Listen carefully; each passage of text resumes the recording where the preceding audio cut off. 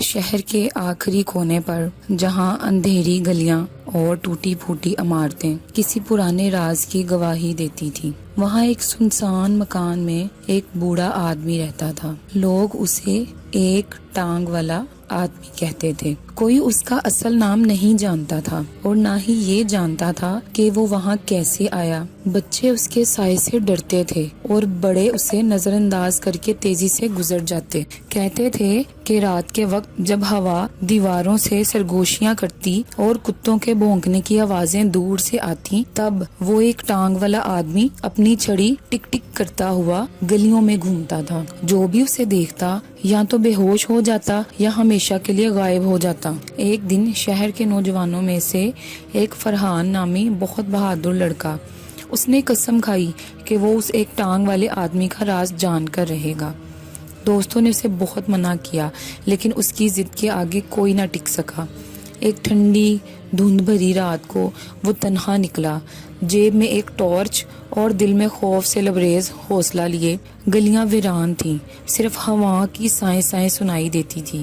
فرحان دل مضبوط کر کے اس سنسان سے مکان کے قریب پہنچا۔ دروازہ خود بخود چڑچڑاتے ہوئے کھل گیا۔ اندر اندھیرا اور نمی کی بو تھی۔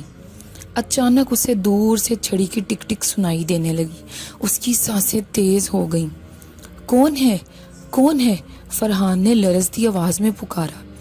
سائے میں سے ایک لمبا دبلا پتلا وجود ابھرا، ایک ٹانگ پر کھڑا، دوسری جگہ لکڑی کی چھڑی پر تکیہ کیے ہوئے، چہرہ جھریوں سے بھرا ہوا، آنکھیں سرخ انگاروں کی طرح دہکتی ہوئیں۔ تم کیوں آئے ہو میرے پاس؟ اس نے ایسی بھاری آواز میں کہا کہ فرحان کا کلیجہ منہ کو آ گیا۔ میں تمہارا راز جاننا چاہتا ہوں، فرحان نے ہمت کر کے کہا۔ ایک ٹانگ والا آدمی ہنسا، ایک ایسی ہنسی جو دیواروں سے ٹکرا کر کئی گنا زیادہ خوفناک ہو گئی۔ اچھا تو سنو، اس نے دھیرے دھیرے کہنا شروع کیا۔ کبھی میں بھی تمہاری طرح جوان اور تندرست تھا، ایک خزانے کی تلاش میں نکلا تھا۔ کہتے تھے ایک قدیم مقبرے میں سونا اور ہیرے چھپے ہوئے ہیں، لیکن وہاں پہنچتے ہی ایک بد دعا نے میرا پیچھا پکڑ لیا۔ خزانے کو چھونے کی قیمت ایک ٹانگ تھی۔ میں نے سوچا تھا کہ ایک ٹانگ کے بدلے خزانہ ملے گا، لیکن جب میں نے خزانے کو چھوا، خزانہ غائب ہو گیا اور میں ہمیشہ کے لیے ادھورا رہ گیا۔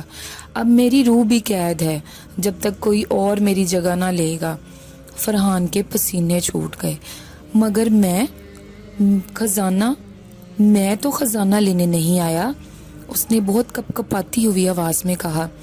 لیکن تم نے میری کہانی سن لی، اب تمہیں انتخاب کرنا ہوگا۔ آدمی نے اپنی سرخ آنکھوں سے گھورتے ہوئے کہا، یا میری جگہ قید ہو جاؤ، یا پھر وہ چپ ہو گیا۔ یا کیا؟ فرحان نے ہچکچاتے ہوئے پوچھا۔ فرحان لرز گیا، اسے اپنی ماں یاد آئی جس نے اسے دعاؤں کے ساتھ رخصت کیا تھا۔ اچانک دیواروں سے سائے نکلنے لگے، گونجتی ہوئی سرگوشیاں، گھومتے سائے، ٹھنڈی ہوائیں۔ فیصلہ کرو، ایک ٹانگ والا آدمی دھاڑا۔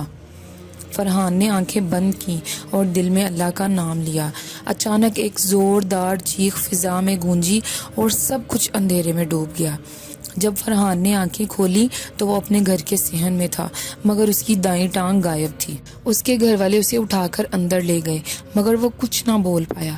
تب سے فرحان بھی راتوں کو چھڑی ٹک ٹک کرتے ہوئے گلیوں میں گھومتا ہے۔ جب بھی کوئی نوجوان اس تجسس میں پھنسنے کی کوشش کرتا ہے تو ایک نئی کہانی جنم لے لیتی ہے، ایک ٹانگ والے آدمی۔ پھر صبح کا اجالا پھیل چکا تھا، محلے بھر میں افواہیں گونج رہی تھیں کہ فرحان پر کسی اسیب کا سایہ ہو گیا ہے۔ اس کی ماں زہرا بی بی رو رو کر ہلکان ہو چکی تھی۔ محلے کی عورتیں قرآن لے کر آئیں، کسی نے دم درود کیا، کسی نے وظیفے پڑھنے کو کہا، مگر فرحان خاموش رہا، آنکھیں خلا میں گڑی ہوئی، لب سلے ہوئے۔ 2 دن بعد محلے کے بزرگ حکیم حاجی صاحب فرحان کے گھر آئے۔ ان کے ہاتھ میں ایک پرانی کتاب تھی، چمڑے کی جلد والی، جس پر سنہری حروف میں کچھ پر اسرار نشان بنے ہوئے تھے۔ زہرا بیٹی، یہ معاملہ عام نہیں لگتا۔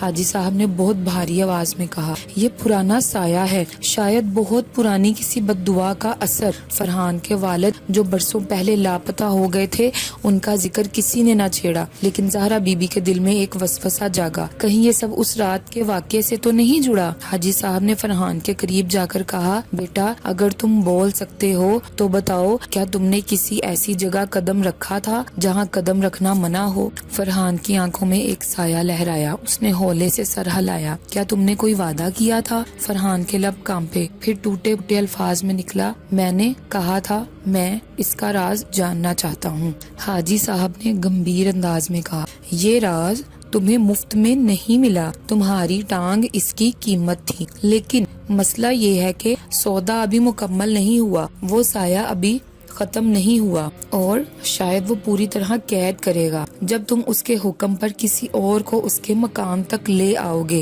ماحول میں خوف کی لہر دوڑ گئی۔ فرحان کی ماں چیخ اٹھی، نہیں، میرا بیٹا ایسا نہیں کرے گا۔ حاجی صاحب نے کتاب کھولی، ایک پر اسرار نقش دکھاتے ہوئے کہا، ایک راستہ ہے لیکن بہت خطرناک، تمہیں خود واپس جانا ہوگا اس مکان میں اور وہاں ایک مخصوص نشان ڈھونڈ کر اسے مٹانا ہوگا، ورنہ فرحان ہمیشہ کے لیے قید ہو جائے گا اور اس کا جسم بتدریج مکمل طور پر ختم ہو جائے گا۔ زہرا بی بی نے روتے ہوئے سر ہلایا، میں بھی جاؤں گی۔ حاجی صاحب نے سر جھٹکا، نہیں، صرف وہی جا سکتا ہے جس نے پہلا سودا کیا ہو۔ رات کا وقت، فرحان اب ایک چھڑی کے سہارے دوبارہ اسی سنسان گلی کی طرف چل نکلا۔ چاندنی رات تھی مگر عجیب دھند فضا میں تیر رہی تھی، ہر درخت، ہر سایہ جیسے اس کا مذاق اڑا رہا ہو۔ دور سے پھر وہی ٹک ٹک کی آواز آنے لگی، لیکن اس بار یہ آواز اس کے اندر گونج رہی تھی۔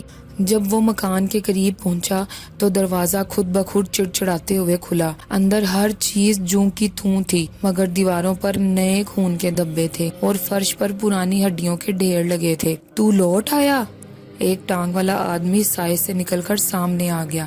چہرہ اور بھی بھیانک ہو چکا تھا، آنکھیں اب دہکتے انگارے کی جگہ اندھی کوٹھریوں کی طرح کھوکھلی لگ رہی تھی۔ کیا تم میری جگہ قید بننا چاہتے ہو یا کسی اور کو لاؤ گے؟ فرحان نے ہمت کر کے کہا، نہ میں تمہاری جگہ بنوں گا نہ کسی معصوم کو لاؤں گا، میں تمہیں ختم کرنے آیا ہوں۔ ایک ٹانگ والا آدمی زور سے ہنسا، تم ایک ٹانگ سے مجھے شکست دو گے؟ لیکن فرحان نے جیب سے حاجی صاحب کی دی ہوئی چھوٹی سی شیشی نکالی، اس میں کالا پانی تھا جس پر آیت الکرسی پڑی گئی تھی۔ فرحان نے وہ پانی مکان کے فرش پر چھڑکا، یکایک ساری عمارت ہلنے لگی، دیواروں سے سسکیاں بلند ہوئیں، فرش پر ایک سنہری نقش ابھرا جس کے اندر ایک درخت، ایک آنکھ اور ایک زنجیر کی تصویر بنی تھی۔ یہی ہے، فرحان نے سوچا۔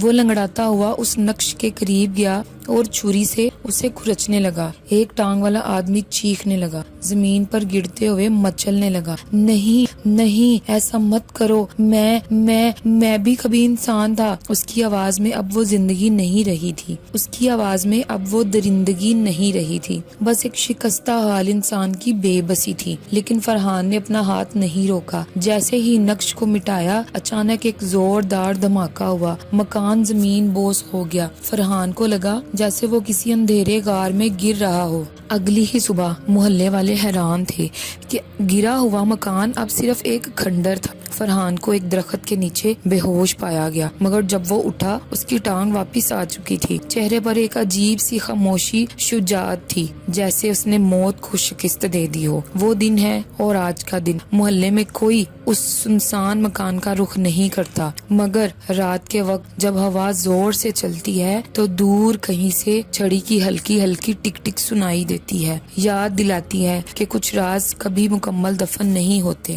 پھر فرحان کی زندگی جیسے معمول پر آ گئی تھی، مگر حقیقت یہ تھی کہ سب کچھ معمول پر نہیں آیا تھا۔ ہر رات جب وہ سونے کی کوشش کرتا، اسے ایک ہی خواب آتا، ایک سنسان صحرا، ایک اکیلا درخت اور درخت کے نیچے ایک پتھریلا دروازہ۔ ایک رات جب چاند مکمل تھا، فرحان اچانک نیند میں اٹھا، دروازے پر ہلکی سی دستک ہوئی۔ ٹک ٹک ٹک۔ فرحان نے دھڑکتے دل کے ساتھ دروازہ کھولا۔ سامنے کوئی نہیں تھا، صرف زمین پر ایک پرانا مٹی سے اٹا ہوا لفافہ پڑا تھا۔ اس نے ہاتھ کانپتے ہوئے لفافہ اٹھایا اور کھولا۔ اندر صرف ایک جملہ لکھا تھا، تم نے پہلا دروازہ بند کیا ہے، اب دوسرا کھولنے کی باری ہے۔ ساتھ ایک نقشہ بنا ہوا تھا، وہی صحرا، وہی درخت، وہی پتھریلا دروازہ۔ اگلے دن حاجی صاحب کے پاس پہنچ کر فرحان نے لفافہ دکھایا۔ حاجی صاحب کا چہرہ خوف سے زرد پڑ گیا۔ یہ باب قید کا نشان ہے، انہوں نے کانپتی آواز میں کہا۔ جو بھی پہلا سودا توڑتا ہے اسے دوسرا امتحان دیا جاتا ہے۔ فرحان نے بہت سوالیہ نظروں سے دیکھا۔ کیسا امتحان؟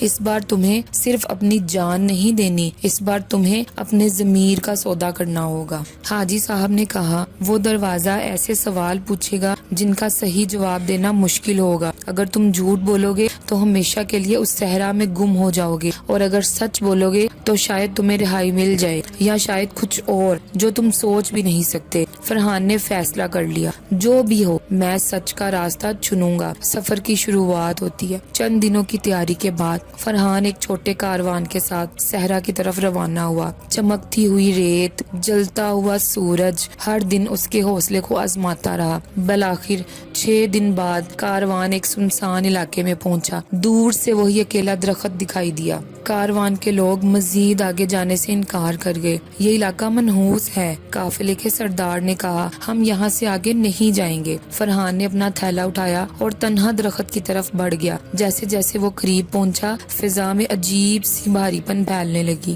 درخت کے نیچے ایک پتھر کا دروازہ تھا، زمین میں آدھا دھسا ہوا، اور اس پر پرانی زبان میں کچھ کندہ تھا، سچ کہو یا قید میں رہو۔ دروازے کا سوال۔ فرحان نے ہاتھ بڑھا کر دروازے کو چھوا۔ یکدم ایک گونج دار آواز ابھری۔ پہلا سوال، اپنی زندگی میں سب سے زیادہ کس چیز کے لیے جھوٹ بولا تھا؟ فرحان پسینے پسینے ہو گیا۔ بچپن میں اس نے اپنی ماں سے کئی چھوٹے چھوٹے جھوٹ بولے تھے، لیکن ایک جھوٹ اس نے اپنے والد کی گمشدگی کے بارے میں چھپایا تھا۔ اس نے روتے ہوئے کہا، میں نے اپنے والد کے جانے پر جھوٹ بولا تھا کہ مجھے پرواہ نہیں، مگر حقیقت میں اندر سے ٹوٹ گیا تھا۔ دروازے سے ایک سنہری روشنی نکلی اور ایک دراڑ سی کھلی۔ پہلا سوال مکمل ہو چکا تھا۔ دوسرا سوال، اگر تمہیں اپنے سب سے قریبی شخص کو بچانے کے لیے کسی بے گناہ کی قربانی دینی ہو تو کیا کرو گے؟ فرحان تذبذب میں پڑ گیا۔ آنکھوں کے سامنے اپنی ماں کا چہرہ گھوم گیا، مگر پھر اس نے سوچا، کیا اپنی ماں کی زندگی کے لیے کسی بے گناہ کو مار دینا درست ہوگا؟ اس نے دھیرے سے کہا، نہیں،